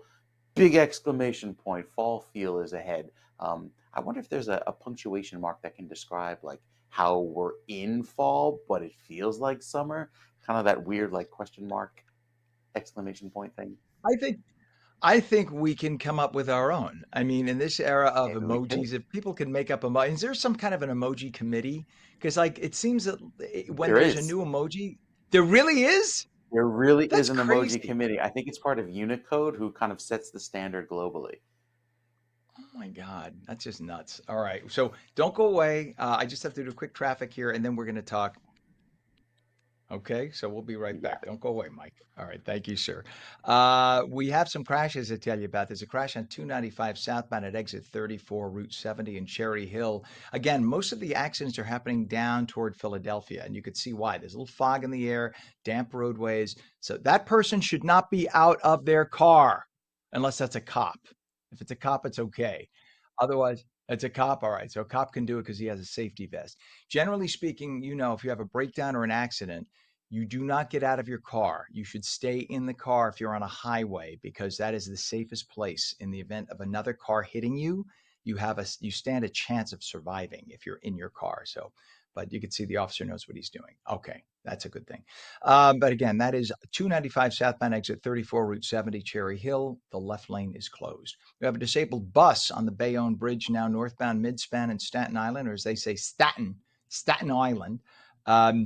Sorry, they just do. The right lane is blocked. There's a crash on the Turnpike southbound, north of Interchange 3, Route 168 in Belmar, with 2 right lanes blocked. And a crash on the Turnpike inner roadway southbound, north of Interchange 12, which is Carteret Rahway and Linden. The left shoulder is blocked there. We have a crash investigation, Route 30 westbound by Baird Boulevard in Camden. 3 right lanes are closed. That's a mess through there. And your Hudson River approaches have all been pretty decent today. I hope I don't jinx it. The Lincoln and the Holland are both only 20 minutes across right now. Take a look at the GWB upper and lower levels. Not so bad. It's moving actually very fast. Wow. Pam, is that about the fastest you've ever seen them drive? That's fast. Yeah, they're like it's right, like do 55. So I think all of that is because we have a gridlock alert week in Manhattan. The UN General Assembly's in session. You saw President Trump there yesterday. We've been saying avoid driving into Manhattan altogether if you can, or take mass transit or work from home if you can. At least avoid the Upper East Side. But I think a lot of people have heeded that advice, and that's why things are looking like they're looking right now, the Hudson River crossings. All right.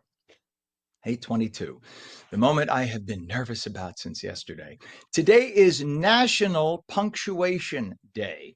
And if you are like a lot of the youngins don't use punctuation. They just write run-on sentences. And it drives me nuts. I'm sure it drives you nuts. The other thing is I was talking with our producer, Izzy, yesterday about this, that you find that a lot of people who text a lot, and here, Pam, you can get in my ear and tell me if this is the case too, and you can bring Mike up at this point. If you text a lot, do you find that you use, oh, look at that. Do you find that you use a lot of exclamation marks? And why? And I have a theory. Okay, so Pam says yes.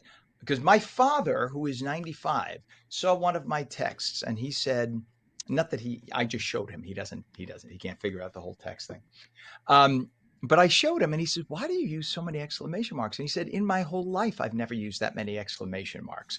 And I have a theory. And the theory is when you send a message to somebody and you just put a period or no punctuation, you are worried in your mind they will take it to mean that you are being mean or unkind or unfriendly.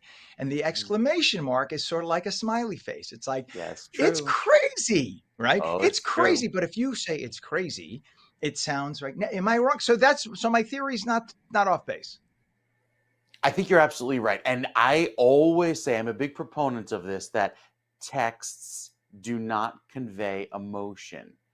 So no matter, that's probably why you're using. I can't say how many times I got in trouble with my wife for sending a text. You go, wow, why would you say that? I'm like, no, I didn't mean it like that. I meant it like this. Uh-huh. And so it's probably the punctuation is required. See, punctuation does save lives. So like it just showed up. And marriage. I have right. My friends tell me that their kids never use the phone part of the phone. They only text.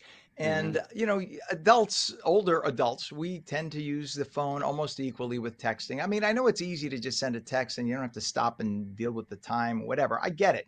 But, I think part of it is when you just do texting, you get into this, I better put punctuation so they know how I Right. feel mode, Yeah. right? So, anyway, it's National Punctuation Day. So there are all these, we just think of it as question mark, exclamation mark, period, comma. Of course, we also say exclamation point and question. Well, you don't say question point. You could say exclamation point or exclamation mark. Either one is correct, right? We have quotes, you have quotes, semi-quotes. When do you use a semi-quote? I don't. But there is a reason for it, right? Right. There must be, sure. So if you are writing, say you are quoting somebody, and in the quote, their quote references a book, that's when you use a semi-quote. So you have the quotation mark. So John said, comma, open quotes, I was going down the street when I stopped to buy the book, The Years Gone By. Now, because you're putting a quote within a quote, that's when you use the single quote of The Years Gone By. And then you close quote with the double quote. Got that? Got it. My master's is in Italian and Spanish, so I know how to do the quotes in those languages. I'm trying to translate it quickly into English right now. But you see to your left, Yes. those triangle type things. That's how they do quotes in Europe, right? That's what it looks like there. They tend to do that as opposed to the. Oh, we're supposed to guess them. Oh gosh. All right. So who goes here? Is it me or Mike? Tell me, That's Pam. You should have the answer for this. I'm supposed to Okay. guess it. So what do you think that is? Because that looks like a hybrid question mark Question exclamation mark. point. So this would be, I guess, the shorthand of the text of putting the question mark exclamation point successively in a row. I guess they just combined it into one. Yeah. And that's pretty much it. What do you think they called it? They gave it a funny name. They gave it a name. This is random. Yes. Oh, a question point. See, you and I think the same. I would absolutely have said that, or a question, an excla question. But no, and by the way, when do you think they came up with that? What year? Oh, recently, maybe, I don't know, 1980s. I would have said that 1962. I don't know why they would have come up with that in 1962. They call it the interrobang. I don't know. That's why it didn't catch on. That's why we still just do question mark That exclamation. sounds like what happens if you eat raw chicken, the enterobang.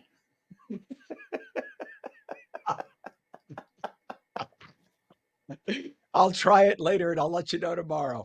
Let's bring the next one. Pam sec. Moving along. All right. Let's see. So what do you think that looks like? The Spanish question mark. It does, just right side up. Right. So this is the one you have to guess. I would say that is the reverse of a question mark. So I have the answer. I have the We answer. That misspelled is a punctuation, by the way. Wait. We have punctuation misspelled. Pam will fix that. All right. so So I I would say yeah. that's Okay. the reverse. There we go. We'll change The it. So reverse. that's Yes, the it's reverse a question. rhetorical question from the 1580s. To My. imply that the author is asking a question that they don't know the answer to, kind of like, well, a rhetorical question. Go figure. But that does make sense, but it really Yeah. didn't catch on. It really didn't catch on. Go there. We fixed the National Punctuation Day. Thank you. There it is. All right, so I have to ask you the next one here. Let's see. Pam's like, I'm looking, Ken. I'm looking. There it is. Ooh, All right, so what do you think that represents? it almost looks That looks like a Arabic. boob. Arabic, That maybe? no, it's not. So this is called irony. And it's from Ah. 1841, Brussels, Belgium. It indicates a state of affairs that is the opposite of what the reader expects, meant to be humorous. I just Well, think that's it not looks fair. You like were there in Brussels at the time. I helped invent it, actually. Yes, in 1841. To me, this looks like a profile of a woman who needs a good bra. That's all I'm saying. Okay. All right, Pam's like, Next. moving along. Oh, that has to be, let's see. That is an exclamama. Exclamation comma. Yeah. But you're never going to guess where the origin is. It's from our friends up north in Canada from the Oh, 90s. Canada. Hey. Yes. What year? Looks like a typo. 92. Okay. So that's, but that was the interwebs were a new thing back then in 92. Right. Let's do Kind of one does look more like a each hockey if we stick can. a little bit. A broken hockey Yeah, stick. that, you know what, that would make sense coming from Canada. Let's do this. Let's do this one. This is cute. Let's see if you could figure that one out. Oh, do you love me or do you love me not? Question mark. Yep, that is Really? exactly. Yeah, it's called a love point, and it's a formal way of a heart symbol meant to denote a sentence of affection. So that's exactly what that is. That Oh. could see that look today. That could work. But then again, we have emojis that kind of do that. So, Yeah. but I feel like emojis yeah, took that over. could work. You want to have Mike give me one more, and then we're done with Okay. this lovely episode. So I think I saw this and I went, oh, this is what happens when you can't assemble the piece of IKEA furniture and you have all of the expletives that follow. Wait, I'm supposed to put that screw in 5 steps ago? It's like, why do I have 2 extra screws? Where did they go? What did I forget? Right. I have to go all the way back to IKEA to this get one. more screws. Well, this is an acclamation about an enthusiastic demonstration of goodwill or honor. It was actually the written equivalent of the 2 flags on the front of the Pope's car. Oh, from Paris, France. Okay. Yeah. There you go. And Pam says that Pam. Oh, we have a caller. We should bring up a caller right now. We should. Let's bring up the caller and see what the caller says. Good morning. You're live on ONNJ Mornings. Hi, how are you today, Ken? Is this me? Good. Who is this? Hi, this is Jeff from Livingston, and I'm enjoying your show. And you talk about grammar and punctuation, and I just wanted to go back to the boring old exclamation point, which you talked about a few minutes ago. And by the way, you have 2 master's degrees. Is that what you said? Yes, I do. It's crazy. Well, it's no, not 2. I have a master's in Italian and Spanish. It's 1 degree, but yes. Well, that's impressive.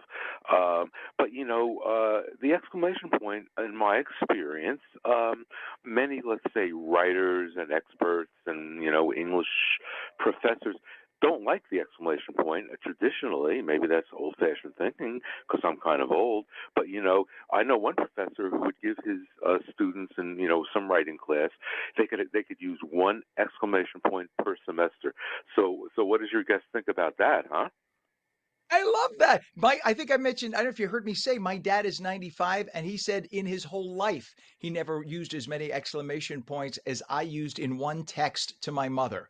He said, I don't think I've never used it my whole life, and it's just funny. It's a generational thing, I think, and a lot of it. Mike and I were saying that a lot of it, I think, has to do with you want to make sure you're not conveying a negative message to the person, so you put the exclamation mark like you would put a smiley face, just so that they know you're not being mean or you're not angry. But I get it. That makes a lot of sense. Hey, where you're calling from, Livingston? Yes, sir, Livingston. Uh-huh. Oh, And listen, I catch please your show promise me you're going to. I appreciate it. Please promise me you're going to call again. And by the way, call and bitch at us all you want too. You could yell at us. You don't have to just. You're a very sweet man to give us a nice call, and that was fun.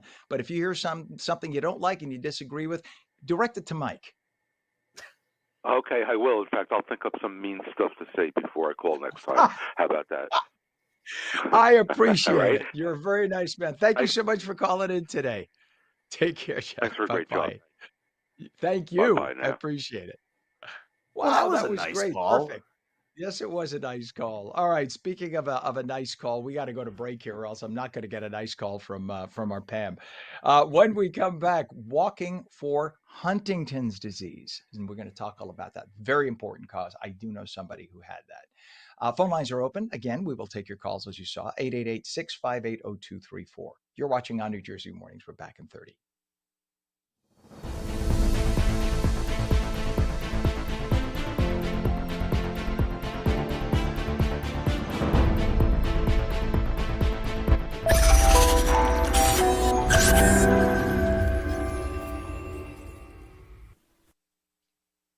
And a good morning to you. Wednesday, September 24th, 2025. I'm Ken Rosato. Welcome back to ONNJ Jersey Mornings. Straight to meteorologist Mike Favetta with the full Garden State forecast. We didn't even give you a chance to catch your breath, Mike.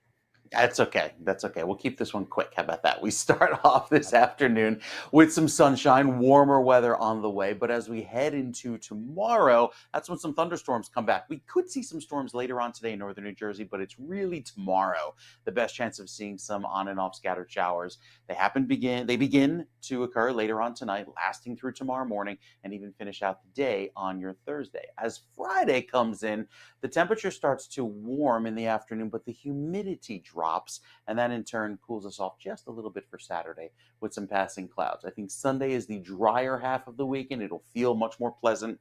And then by Monday and Tuesday of next week, watching and waiting to see if there's any tropical activity just offshore could throw back a shower our way.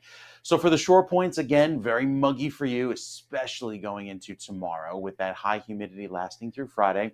And then it starts to clear out and cool off just a bit with the lower humidity by Saturday. Sunday brings back drier weather. And again, Monday and Tuesday, watching and waiting to see what happens offshore. At the very least, some coastal erosion with a potential tropical system offshore. But we're dry for this weekend for the most part. And that's the good news. Get out, enjoy, take all the punctuation and emojis with you if you want to use the punctuation. I think the emojis are helpful, or even the voice notes. Maybe that's how Europe has kind of transitioned. Everybody's doing the WhatsApp voice notes now, and sending those. I think that's the better way to fight that. Yeah, that makes sense. And I just started using them myself. But it's like, it's all leading us back to what? Phone calls. It is. Yeah, right. Imagine that. All right, Mike, we'll check back with you in a little bit. Thank you, sir. It is 70 degrees now at 8:37, and we have a gridlock alert week in Manhattan. The UN General Assembly is in session. Try to avoid driving into Manhattan altogether. Take mass transit or work from home if you can. Certainly avoid the Upper East Side. In terms of traffic, right now we have an issue on the New Jersey Turnpike. Inner roadway southbound north of interchange 12, which is in Linden. The left shoulder is blocked, and it's causing a backup by that exit. You see, so that exit takes you off to where that is, and that's why you have that issue right there. We have delays now at the Lincoln Tunnel, Center Tunnel eastbound, 25 minutes. The Holland Tunnel is only 15 to 20, and your upper and lower levels of the GWB moving beautifully. I think a lot of people heeded the advice, and they're not going into Manhattan because of the gridlock alert week that we have. Please try to take mass transit or work from home if you can. It is 8:38. John Stevens is president of the New Jersey chapter of the Huntington's Disease Society of America, also known as the HDSA. This Saturday, September 27th, the chapter is hosting its annual Team Hope Walk to help raise funds in the fight against Huntington's disease. Good morning to you, John. Good morning, Ken, and thank you for having me on again. It was on back in May when we had May HD Awareness Month. Exactly. Remember that? And we were still a baby show back then. So we appreciate that you came with us when we were still a little earlier in our progression and now. Tell everybody what Huntington's disease is because I think it's confusing to a lot of people. We have so many, unfortunately, so many ailments out there that desperately need funds. So tell everyone what Huntington's is. Sure, I'd love to. So Huntington's disease, or HD, is a rare genetic neurodegenerative disease. It's genetic because every child that's born to a parent with HD has a 50-50 chance of inheriting the gene that causes HD. And there's actually a gene in all of us called Huntington gene. In almost all of us, it's a very good gene, but unfortunately, in the people who inherit the Huntington gene, it turns out to be a bad gene, and there's a mistake in the DNA, and over time, that mistake releases toxic protein into the brain, which causes the disease. And the symptoms become involuntary movements, personality disorders, anxiety, depression, swallowing issues. And there's approximately 30 to 40,000 people in the United States that have HD, with another 200,000 at risk because of this genetic piece of it. And in New Jersey, there's probably 900 to 1,200 people with HD, with 7,000 at risk.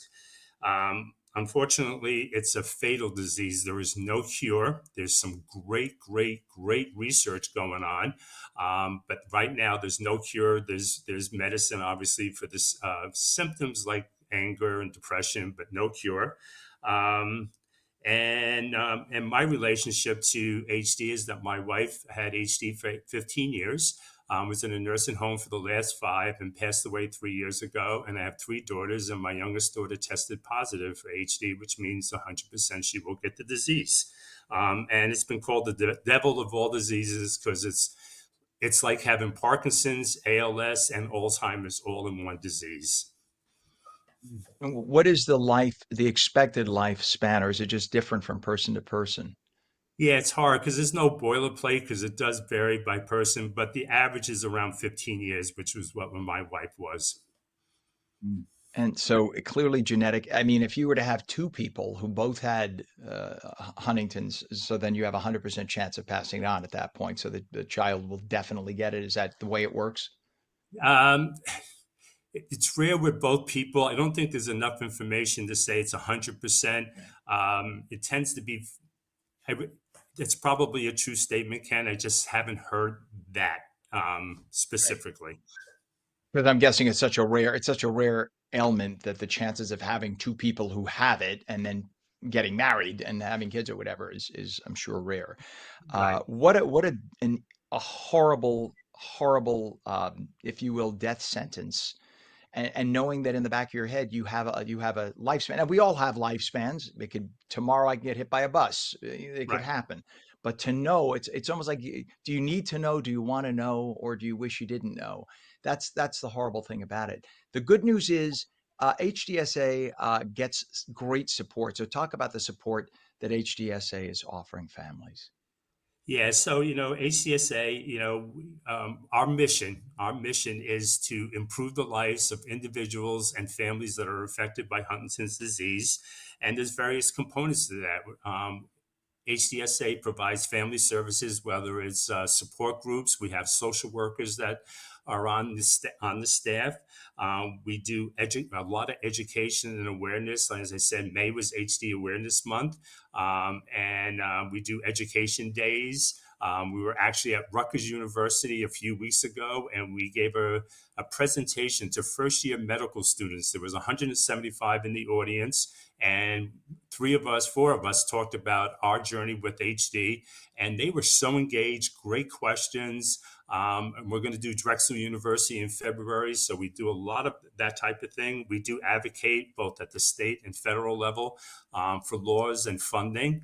And funding is a huge issue. We have a Center of Excellence in New Jersey, That's where people with HD can go to and get help with psychiatry and neurology. And the funding was cut to zero this year. So we're going to be back in front of the budget committees this year trying to get that funding back.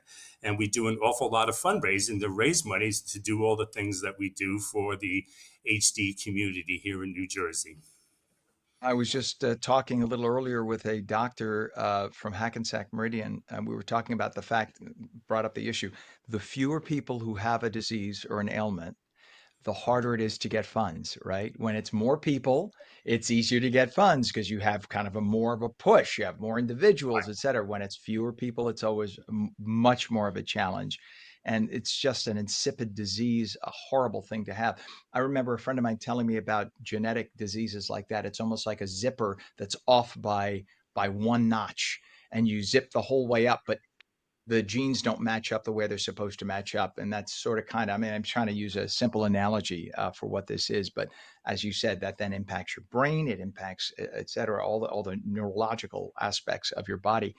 You would think that with gene splicing and things like that, that there would be some kind of advancement. Have they talked about that, going down that research path? Absolutely. There's a lot going on. What I find fascinating is that there's like I said before, there's tons of research going on, but it's not sometimes your typical research that they may do for diabetes or those types. But this is they're more looking at like a CRISPR, where they can go back. What they're looking at is to go in and repair that gene or replace that gene. And some of the studies that are going on today, they'll actually inject you in your lumbar, and the medicine will go right to that gene, and the hope is that it'll turn it off.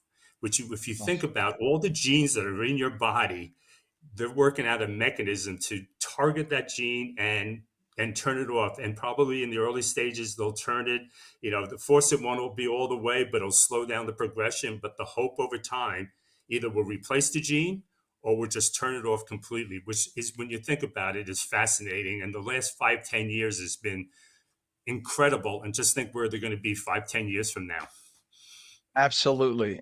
We can only hope. Let's hope it comes sooner than 5 or 10 years. But yes, because things seem to be moving exponentially. Let's not forget to talk about this weekend's walk. It's the Team Hope Walk. It's in Edison. Talk about where it is and when it starts, so we get people out there. Sure. So, we've had some great events this year. We had an event at Top Golf in Edison in March, which was record attendance and fundraising. We had an event May 2nd at 5K Run Walk in Bar A, Belmar. Again, attendance and record-breaking amount of money we raised. For the first time ever, we had an event at the Jersey Shore Blue Claws, which was fantastic. Beautiful night. The Blue Claws won in the 9th inning, and we had 102 people there. And this Saturday, as you said, Ken, on September 27th at Roosevelt Park in Edison, right next to Menlo Park Mall, we're having our annual Team Hope Walk. Registration's at 9:30. The walk starts at 11. And when I say walk, if you haven't been to Roosevelt Park, there's a lake at Roosevelt. There's a half a mile, and we take one walk around the lake. Very casual. We have teams, and we all have our team signs, and it's create awareness.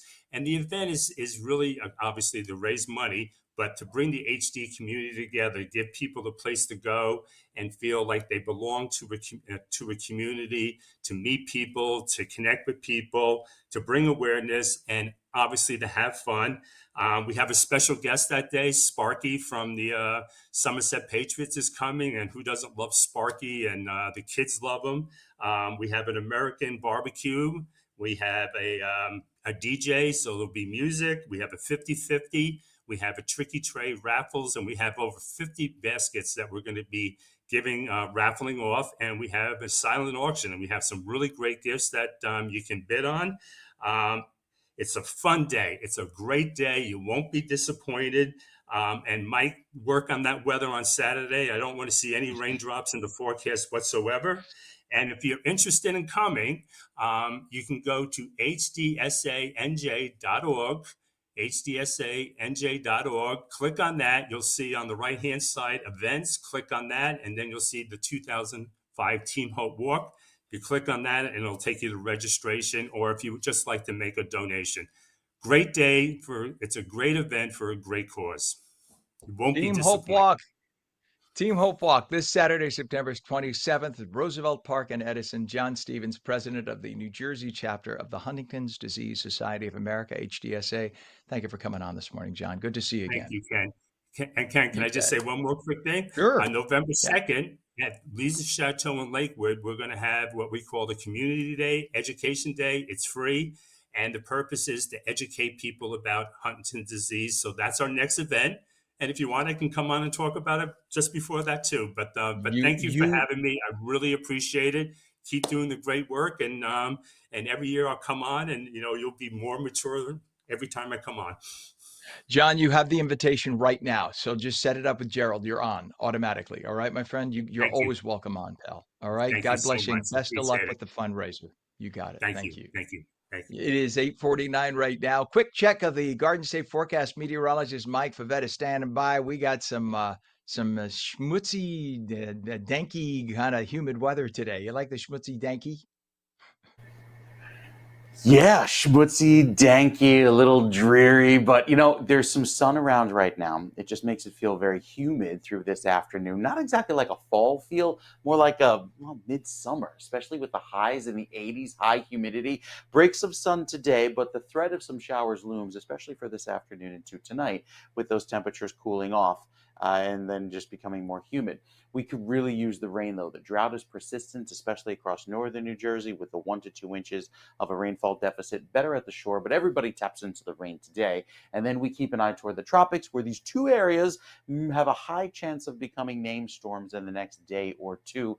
We'll wait and see what the Hurricane Center thinks after they send out the hurricane hunters later today.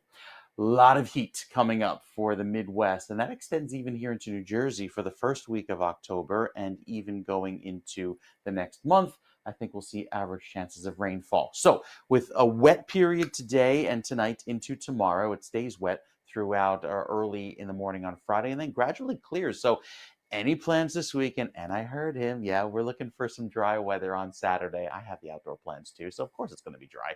Lovely weather on the way for Saturday, drying air as well, and with less humidity by Sunday, it looks very pleasant. Monday and Tuesday, as of now, could have a mix of clouds and sun, but the concern might be at the coast with a coastal system that could cause some beach erosion. Other than that, the shore points feature some warm, wet weather until Friday, and then Saturday turns dry. I think Monday and Tuesday also fair amount of clouds with cooler weather. So the autumn weather will be arriving shortly. It's just a little delayed. It's taking its time. Probably got stuck at the bridge with those tolls because it is grid lock alert week. So even the weather is taking note. Yeah, well, you know what? Like I said, we'll see. Let fall come in the middle of March. So we'll have fall for a week and then we'll have spring and we're good. I'm fine with that. All right. Mike, we'll check back tomorrow, actually. It's our See you last tomorrow. update. So thank you very much, sir. Enjoy your day. 71 degrees now, 8:51. And we just want to give you some breaking news. 3 people critically wounded at an ICE facility in Dallas, Texas. There was a shooting there, active shooter. Pardon me. So 3 people critically wounded at a U.S. Immigration and Customs Enforcement office in Dallas. You keep calling people who are doing their jobs, their ICE enforcement, whether you like it or not, stop calling them tyrants and lawbreakers and anti-constitutional. They are doing what they were hired to do. Congress enacted the law. If you don't like it, have Congress change the law. But you don't go shooting people at an ICE facility because you don't agree with it. Sorry. So we'll, of course, keep you updated. You can keep watching the channel, and we'll update you through the day on that. 8:52. Iron Culture Gym just opened its newest location in West Orange, and founder Arthur Imperatori, I'm going to ask him to correct me, please, is here to tell us what makes this new space different. Is it Imperatori? In Italian, yes. We like to say Imperatore. It means emperor. That's what it means. Imperatore means so I'm going to call you emperor. How about that? Oh boy, yeah, it's a So power name for sure. that's a good thing. So tell us why Iron Culture has become the name to watch in the fitness world, Arthur. Well, I started my first Iron Culture 6 years ago in Cedar Knolls, and I've been a lifter my whole life. I started at 15, so I've been to pretty much all the gyms in the state, and My idea of a good time when I travel is to go seek out the independent gyms to see how they do things. And so I got a lot of experience over the years. And it occurred to me that, the hardcore gym, people who go there just to lift and get big and, do powerlifting or bodybuilding. I love those types of gyms, but they're really not for the general fitness market. They're very specialized. They can be quite intimidating. And, I was also a member of the Equinox and Summit. Now, Equinox is very different. It's high end. It's beautifully designed. The staffing is excellent. But no disrespect to Equinox, the weight room is mediocre.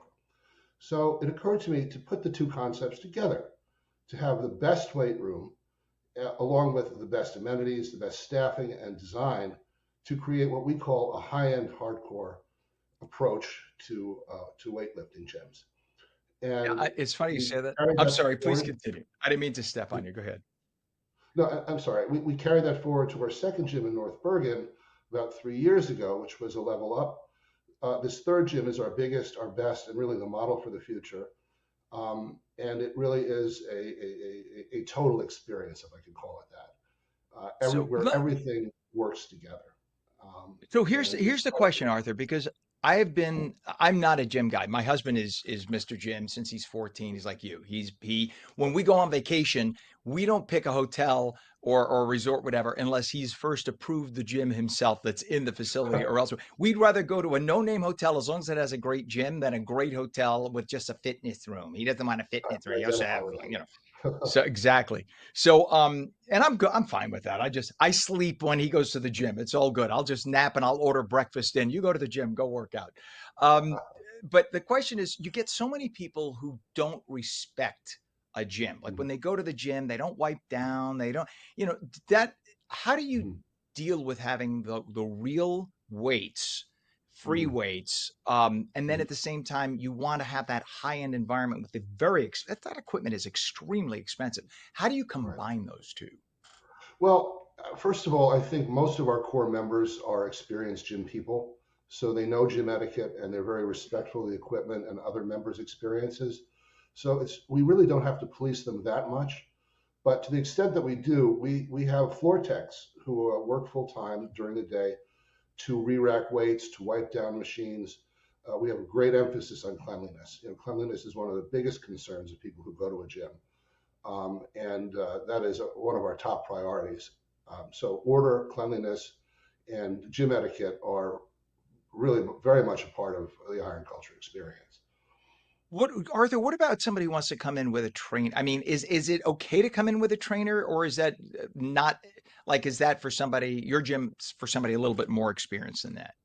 Well, I should mention that in addition to the weight room, which is really the core of our business, we also have the best training staff in the state. Highly Perfect. trained professionals, very motivated, and the training department works obviously in tandem with the weight room. And our appeal, I think, is that we are open to everybody. We don't want to be intimidating. We want to be welcoming. There are a lot of aspirational lifters out there who want to learn, who want to look better, feel better, not just the big, meathead bodybuilders. And we have a fair Right. number of those. But if you go to an iron culture, you'll see people of all ages, both sexes, and a lot of beginners, a lot of newbies, and they feel comfortable in this environment. And I think that's been probably one of our greatest accomplishments, is making a hardcore gym feel accessible and welcoming to a general fitness population. Yeah, and that's the thing. I mean, I remember when I used to weigh 360 pounds, and I remember, I mean, I'm 182 now. You can see this jacket is like swimming. Congratulations. Thank you, sir.